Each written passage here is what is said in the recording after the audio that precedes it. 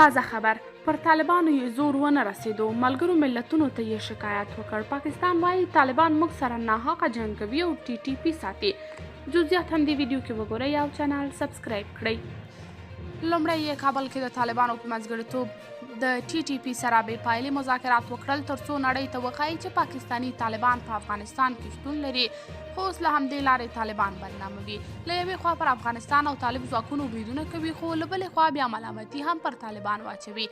تازه خبر دا دی چې پاکستان په ملګرو ملتونو کې له افغانستانه شکایت کړی د پاکستان بهرنیو چارو وزیر بلاول بوټو ملګرو ملتونو ته ویلي چې افغان سرتیري راسره پر پوله بار ناحقه نښتې کوي زموږ پر پوځیانو او عام خلکو ډزې کوي او همدارنګه پاکستاني طالبانو یا ټي ټي پي ته یې هم پناه ورکړې ده بلخوا د پاکستان پخواني سناتور مصطفی نواز کوکر ویلي د پاکستان حکومت باید دا ومني چې افغانستان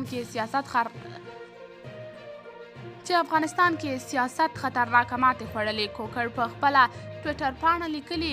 نن په کابل کې یو ملګری حکومت د تحریک طالبان پاکستان لپاره چې زموږ پوځیان وژني او پر سرحدي پوستو بمباري کوي په خوندي ځاله بدله شوې هغه زیاته کړې چې اوس باید څوک ملامت کړو د هند استخباراتي اداره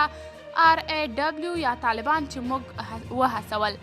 یا طالبان چې موږ وهڅول د پاکستان دغه پخوانی سناتور وروسته له هغه دا څرګندونې کوي چې د وروستیو کې د طالبانو اړیکې اسلام آباد سره د سرحدي نښتو او په کابل کې پر پاکستان سفارت د برید له امله سړې شوي دي په همدې حال عام افغانان طالبانو ته ویلي چې د پاکستان سره په اړیکو کې له سره غور وکړي ځکه چې د وروستیو کې یاد هېواد د طالبانو بدنامۍ ته ملا تړلې ده چې دا به افغانستان او د طالبانو حکومت ته ډیر ګران تمام شي